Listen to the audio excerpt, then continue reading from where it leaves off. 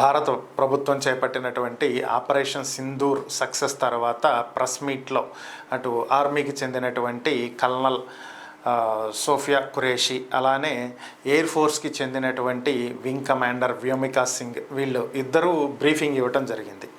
So మహిళలతోటే మొట్టమొదటిసారిగా మీడియాకి briefing ఇప్పించారు. ఎందుకు మహిళలతోటే బ్రీఫింగ్ ఇప్పించారు అనేదే చర్చ నడుస్తున్నటువంటి అంశం. ఎందుకు అంటే దీంట్లో ఒక ముఖ్యమైన విషయాన్ని గమనించాలి.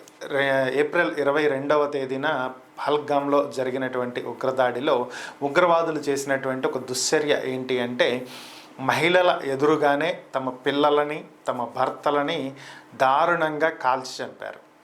అలాగే వారికి చెప్పినటువంటిది ఏంటంటే ఈ విషయం వెళ్ళి మీరు మోదీకి చెప్పండి అని.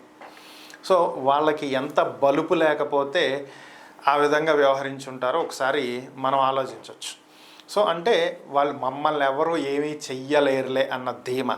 అలాగే మహిళల్లో ముందే వాళ్ళు చేసినటువంటి దురాగతాలు దుశ్చర్యలు. సో వీటికి బదులుగా మహిళలే ఈరోజు ఏ విధంగా ఏ స్థాయిలో ఉన్నారు, దేశం జోలికి వస్తే మహిళలు ఎలా స్పందిస్తారు, భారత్లో మహిళలకు ఉన్నటువంటి ప్రాధాన్యత ఏ విధంగా ఉంది అనేది వాళ్ళకి తెలియచెప్పటం కోసమే ప్రత్యేకంగా మహిళా అధికారులనే ఎంపిక చేయడం జరిగింది ఈ ఆపరేషన్కి. వాళ్ళ ద్వారానే ఈ ఆపరేషన్ మొత్తం రన్ చేశారు.